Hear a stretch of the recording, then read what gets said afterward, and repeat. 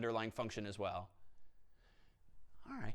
How about this next? It turns out that a few other tools we can add to your toolkit relate to the types of programming models that Python supports. We started out quite some time ago focusing really on procedural programming in Python, whereby we wrote code top to bottom, left to right, defining some functions, programming a few in so what would happen if you print the argument like it's a list? So I think which I called f just to be very generic, just so we could play around with the syntax. This works by the diagnostic purposes. This is not really a useful or pretty use. Questions on this approach here? Can we pass KW args from one function to another function? Absolutely. You can pass either of those to another function, which you might want to do if you want to wrap another function, provide some additional functionality, but still pass in all of the supported arguments to the underlying function as well. All right. How about this next? It turns out that a few other tools we can add to your toolkit relate to the types of programming models that Python supports. We started out quite some time ago focusing really on procedural programming in Python, whereby we wrote code top to bottom, left to right, defining some functions, or if you will, procedures along the way, defining variables and having side effects and assigning values as needed. But we then eventually introduced or really revealed that Python is also very much object-oriented, and a lot of those variables, a lot of those types that we were using all that time were in fact objects that were came from certain classes, and those classes were templates of sorts, blueprints, via which you could encapsulate both data and functionality therein. Well, we also saw along the way some hints of a third paradigm of programming that Python also to some extent it supports, which is known as functional programming, whereby functions are ever more powerful in that they tend not to have side effects, no printing or changing of state globally, but rather they're completely self-contained and might take as inputs and return values. And that's generally a paradigm we saw when we started sorting things, particularly with functions like our sort function or lambda function, when we passed in the function we wanted to use to sort a list way back when. Well, it turns out Python has other functionality that is reminiscent of functional programming and indeed is a powerful way to solve problems a little more differently still. Let me propose this. Let me propose that I whip up a new program here in VS Code by closing our unpack.py and this time creating another program called yell. Suppose the goal at hand is to implement some program that allows the user to pass in input, and then it yells the response by forcing everything to uppercase. My apologies to those with headphones there. I'll modulate. So let me go ahead and run code of yell.py. And within yell.py, let's go ahead and implement a program that really does just that. Let's go ahead and define a main function up here. And let's assume for the moment that this yell function already exists and yell something like this is CS50, properly capitalized, not in all caps. Now let's go ahead and implement this yell function with def yell. It's going to take for now a single word or phrase. And let's go ahead and I'll call it phrase here. And I'm going to go ahead and just print out the phrase.upper. So phrase.upper is going to force the whole thing to uppercase. And as usual down here, if the name of this file equals quote unquote main, then let's go ahead, as always, and call main. So let's just run this. But for the most part, it should be fairly straightforward. When I run python of yell.py, this is CS50 is yelled on the screen. All right, that's nice, but it's not great.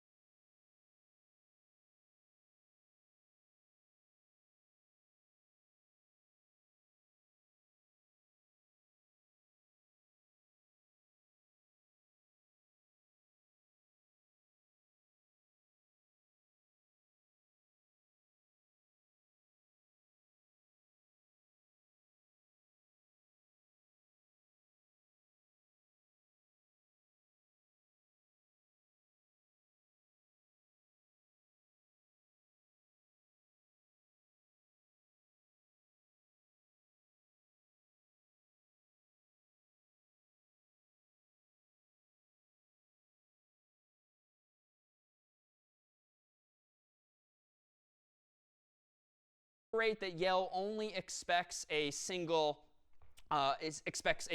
phrase. Wouldn't it be nice, like print, if I could pass in one phrase or two or three or really multiple words more generally, but as individual words themselves? So let me retool this a little bit and change Yell to take in not a phrase, but how about something like a list of words, so that ultimately I can call Yell like this, quote unquote this inside of a list,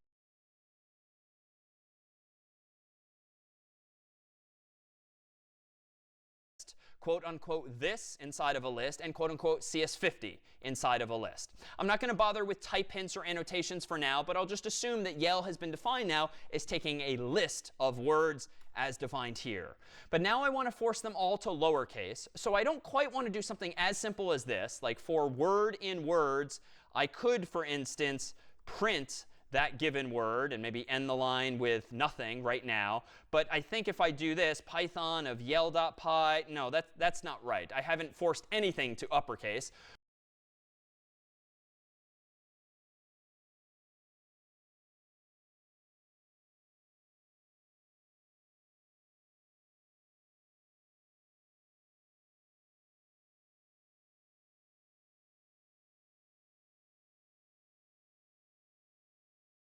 So let's fix this.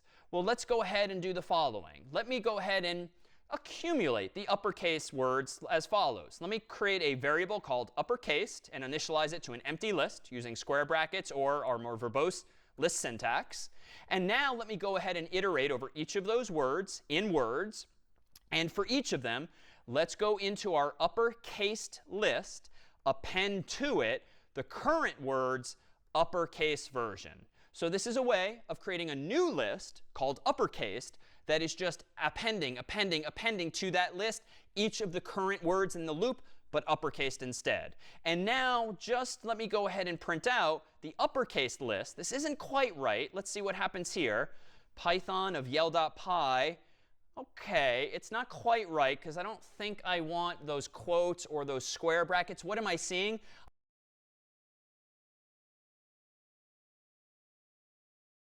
I'm actually printing a list, but here's where some of our unpacking syntax now can be useful. I don't have to change my approach to this problem. I can just unpack uppercase by adding a single star. And now let me go ahead and rerun Python of yell.py, and now it's actually just English. There's no remnants of Python syntax like the quotes and the commas and the square brackets. I've now unpacked this is CS50 as 3 separate arguments to print.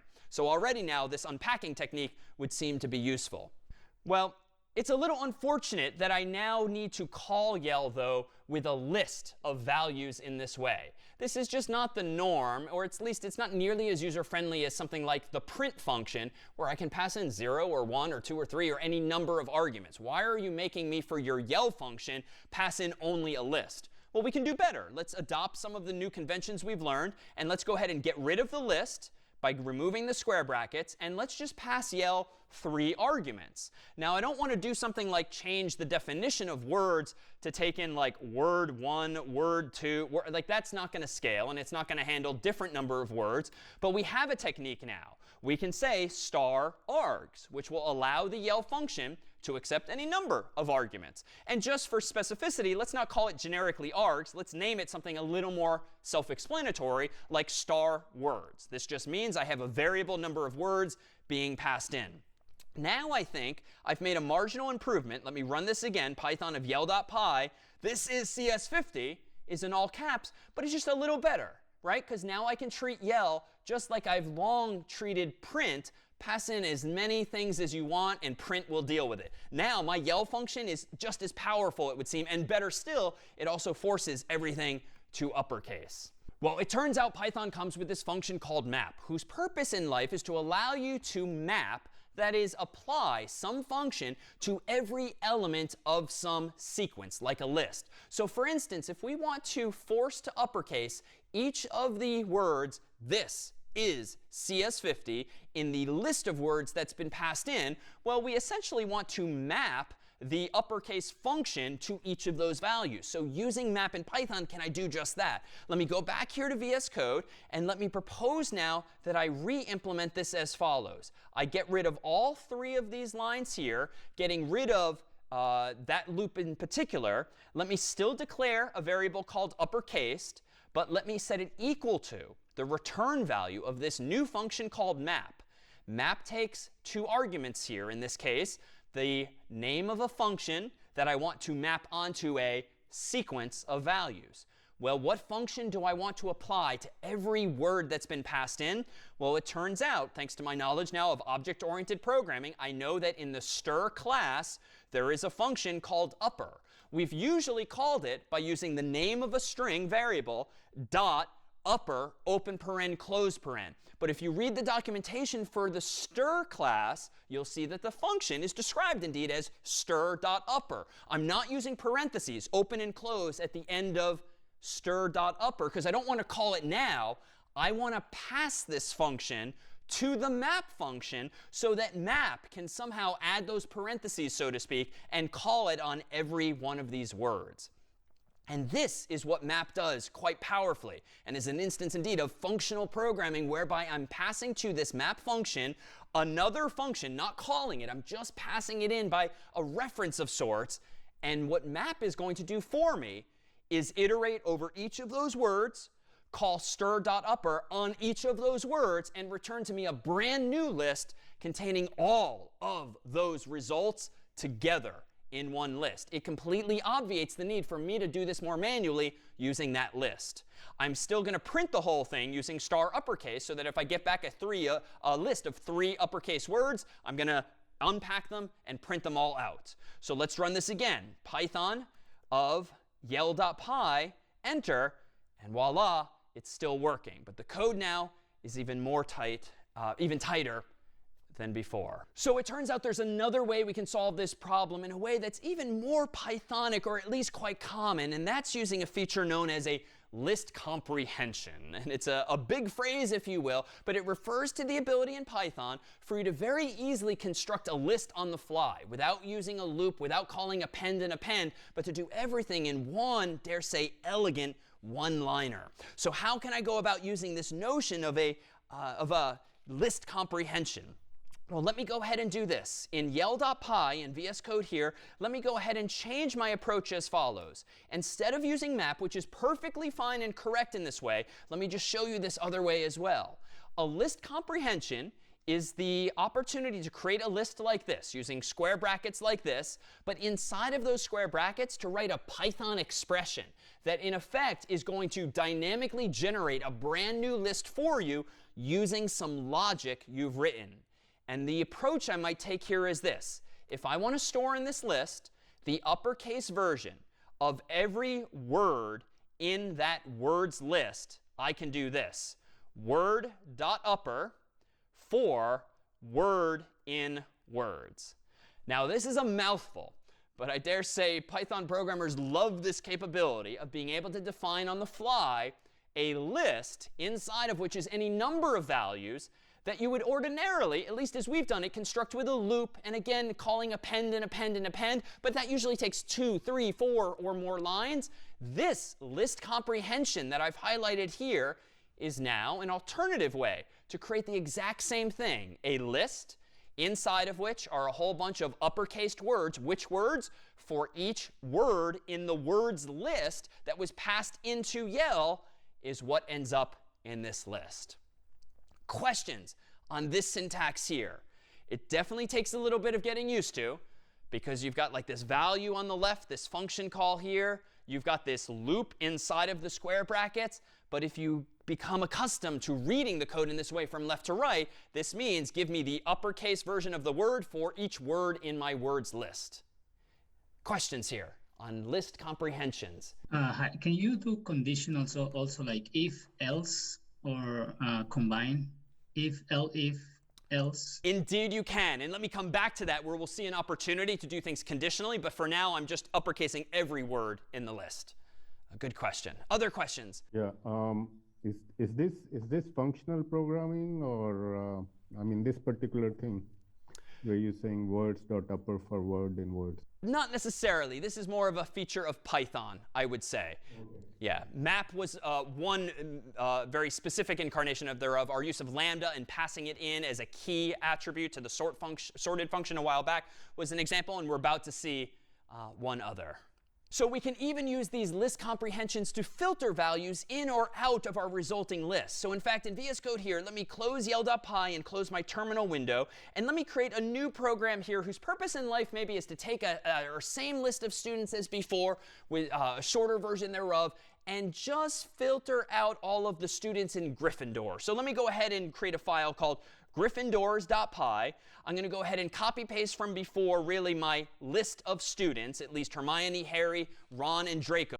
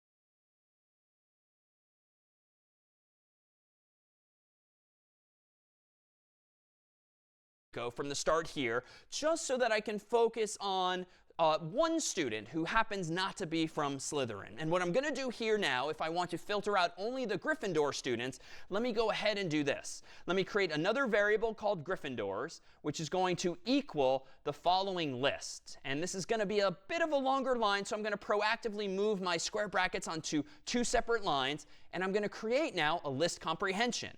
I want to do this. I want this new list called Gryffindors to contain every student's name for each student in the student's list, but, if the student's house equals, quote unquote, Gryffindor. So this is nearly identical in spirit to what I just did earlier to create a list comprehension out of each of the words passed to my yell function. But here, I'm doing so conditionally. And so I'm borrowing inspiration from our focus on loops, borrowing some inspiration from our focus on conditionals, combining that into this same square bracket notation so that what Gryffindors ultimately is 0 or more students' names. And the names that are included are the result of iterating over each of those students and only including in the final result the students whose house happens to be Gryffindor. So when I go ahead and run this with Python of gryffindors.py and hit enter, you'll see,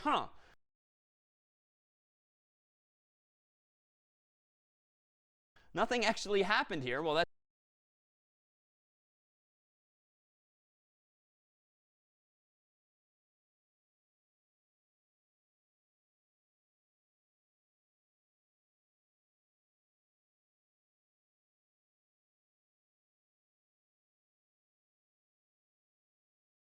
that's because I didn't finish the program. Let me go ahead and actually finish the program with this. How about for each Gryffindor in Gryffindors plural, and better yet, so that it's sensible that I did all of this work in advance, let me go ahead and sort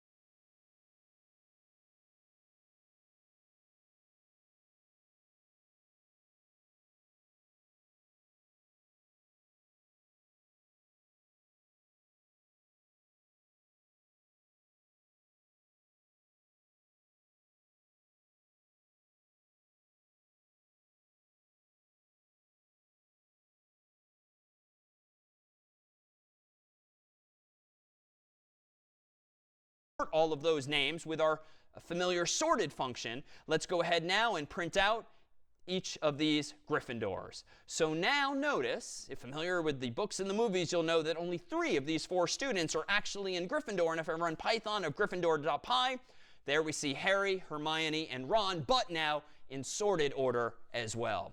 So that's just one way we can solve this same problem using not just a list comprehension, but a list comprehension that has this conditional therein. But there's yet other ways to solve this same problem too, and we come back to some functional features of Python.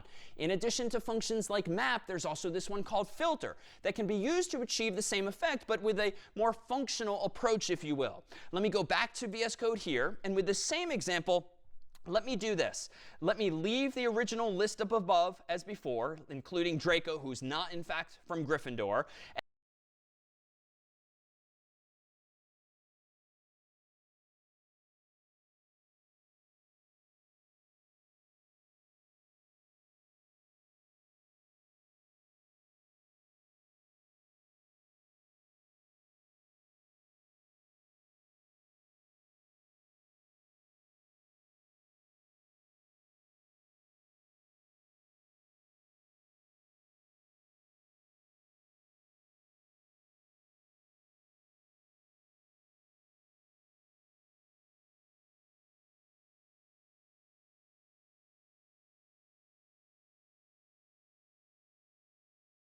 And let me temporarily define a function called isGryffindor that takes in as value something like a student s. And then let's do this. Let's go ahead and say if s, quote unquote, house equals Gryffindor, then go ahead and return true. Otherwise, go ahead and return false. Now, we've seen before conditionals like this that are a bit unnecessarily verbose. I don't need to have a conditional if I'm already asking a Boolean question up here. So I can actually tighten this up as we've done in the past and just return, does the student's house equal Gryffindor? Either it does and it's true, or it doesn't and it's false. I don't need to explicitly return true or false. I can just return the value of that Boolean. Let's go ahead now and do this. I'm going to create, as before, a variable called Gryffindors, a list for all of my Gryffindor students that equals to this time the result of calling filter. Filter takes at least 2 arguments here, one of which is the name of a function to call isGryffindor, and I'm going to apply that function to each of the elements of this sequence here. So similar in spirit to map, I'm passing in a function that's going to be applied to each of the elements in the sequence. But map returns 1 value for each element in the sequence. That's how we forced all of the words to uppercase. But if I want to conditionally include a student in my resulting Gryffindors list, I can use filter instead. Filter expects its first function to be not something like stir.upper, but a function that returns true or false. Tell me whether or not I should include or not include the current student from the final list. And the question being asked is, do they live in Gryffindor? We're checking the dictionary's house key for that answer. And so ultimately, I think we'll be left with something quite similar. For Gryffindor in the sorted let's do for Gryffindor in Gryffindors, let's go ahead then and print out the current student's Gryffindor name. It's not going to be sorted just yet. But when I run this version here, Python of Gryffindors.py, and hit enter, we're back in business. It's unsorted, but we have Hermione, Harry, and Ron, but not Draco.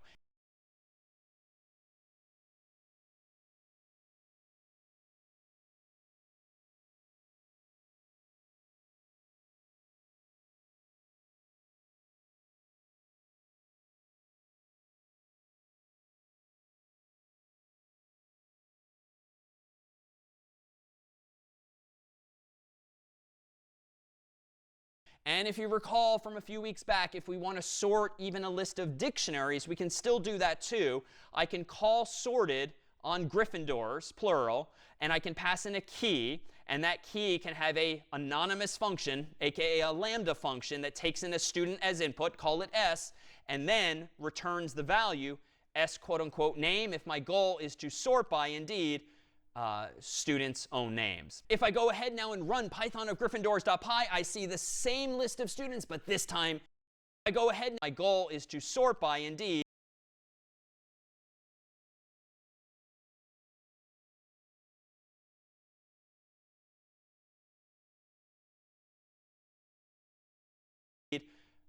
students' own names. If I go ahead now and run Python of Gryffindors.py, I see the same list of students, but this time it's sorted. So here we've seen two approaches to this particular problem of Gryffindor students, whereby we can either use something like a list comprehension, and inside of that list comprehension do a bit of filtration, including an if conditional as I did, or we can take a more functional approach by just using this filter function, passing into it the function that I want to make these decisions for me, and then include only those for whom true is returned.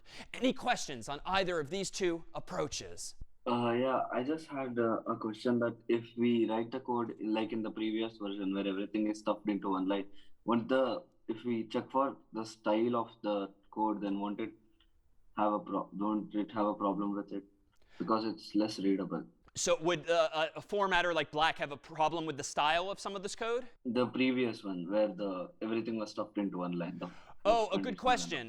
Would something like Black have a problem with this code? Well, let me rewind to that version, which was using the somewhat longer list comprehension, which looked like, if we go far enough back, give me a few more undos, which looked like this ultimately. Let me go ahead and run Black on Gryffindors.py, and you'll see that it reformatted ever so slightly, but I proactively fixed this myself. Had I done this and done it on just one line, but I knew that Black might not like that, it would have fixed it for me. So I just proactively fixed it before writing the code myself. How about time for one other question on Gryffindors.py and this approach of using a list comprehension or filter? Yeah, when using filter, instead of calling the function is Gryffindor, can you use it right there inside filter? Can you use the function is Gryffindor? So you don't want to call it like this, because you don't want to call it then. You want filter to call the function for you, if that's what you mean. So I pass it in only by its name instead. No, I meant if you can write the return as house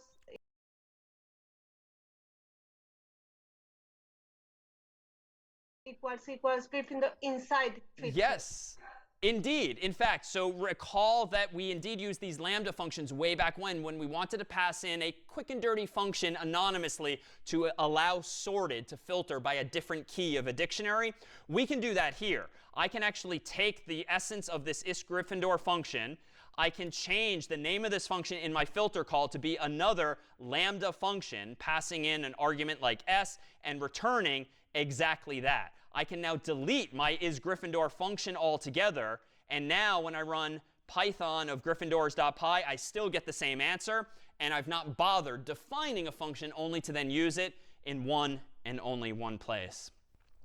Well, let me propose, too, that we equip you with one other tool for your toolkit, namely dictionary comprehensions as well. And admittedly, the syntax is starting to get even weirder, but as you get more comfortable with all of these primitives and others, these are just tools that you can optionally, but perhaps powerfully use to solve future problems down the road.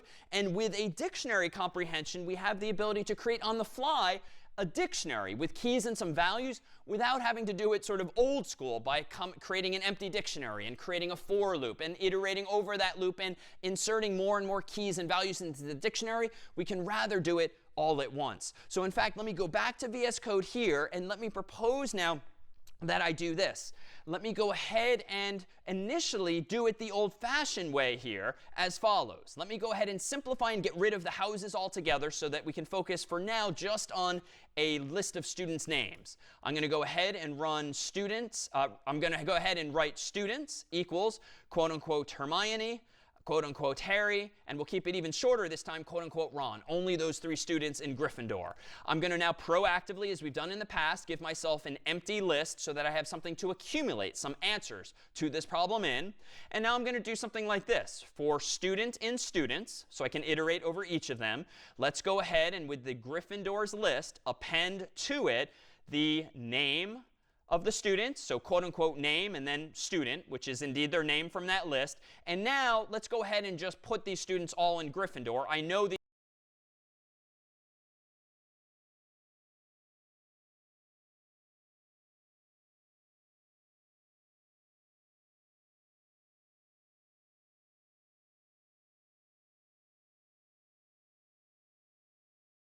these 3 students are in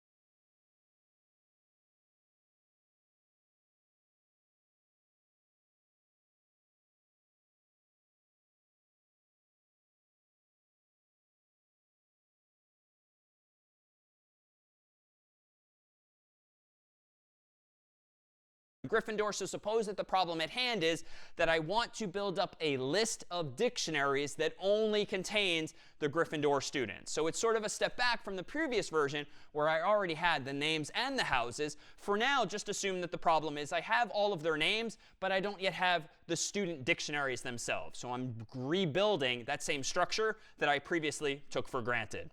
Now let's go ahead and, just for the sake of discussion, just print out these Gryffindors so we can see what we've built. If I run python of gryffindors.py in my prompt, I see a bit of a cryptic syntax, but again, look for our little hints. I've got a square bracket at the end and a square bracket at the beginning, and that indicates, as always, this is a list. I then have a whole bunch of curly braces with a whole bunch of quoted keys. They happen to be single quotes by convention when using print on a dictionary, but that's just a visual indicator that that is my key, and the first value thereof is Hermione. Second key is a house. This value thereof is Gryffindor. Then there's a comma, which separates one dict object from the next. And if we look past Harry and Gryffindor, there's a second comma, which separates Harry and Gryffindor from Ron and Gryffindor as well. So in short, here is some code whereby I fairly manually built up with a for loop in an otherwise initially empty list the same data structure as before, minus Draco, just for Gryffindor students. But here's where, again, with dictionary comprehensions, or really list comprehensions first, can we do this a little more succinctly? Let me clear my terminal window. Let's get rid of this initially empty list and this for loop that appends to it. And let's just do this. A Gryffindor's variable will equal the following list comprehension. Inside of that list, I want a dictionary structured with someone's name and their name, someone's house, and only for now Gryffindor. And that's it. But I want one of these dict objects here in these curly braces for each student in students. So here too, inside of my list comprehension with my square brackets, I want an object as I want a dictionary as indicated by the curly braces. I want each of those dictionaries to have 2 keys, name and house respectively. The values thereof are the student's name from earlier here and Gryffindor only. Which students do I want to create those dict objects from? Well, for student in students. So again, on the left, I have what I want in the final list, and on the right, I have a loop, and this time, no conditional. I want all of these students in Gryffindor as their house. Now, let's print this again. Python of gryffindors.py and hit enter, and now we have the exact same output. So instead of 3 lines, it's just 1. It's a little more cryptic to read at first glance, but once familiar with list comprehensions and this sort of syntax, it's just another way of solving that same problem. What if I want to change this and simplify? What if I don't want a list of dictionaries, which I now have? Again, per the square brackets, I have a list of 3 dict objects here.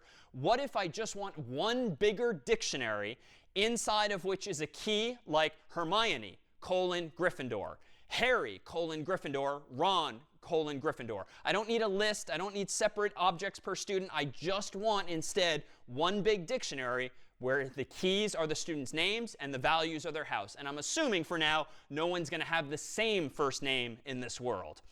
Well, I can do this. Let me get rid of this here and not create a list comprehension, but again, this thing known as a dictionary comprehension. And the visual indicator or difference here is that instead of being square brackets on the very outside, this time it's going to be curly braces instead. So inside of these curly braces, what do I want every key to be? I want every key to be the student's name. I want every value, for now, to be Gryffindor. And I want to do this for each student in students. And now things are getting really interesting. And this is another manifestation of Python, in some view,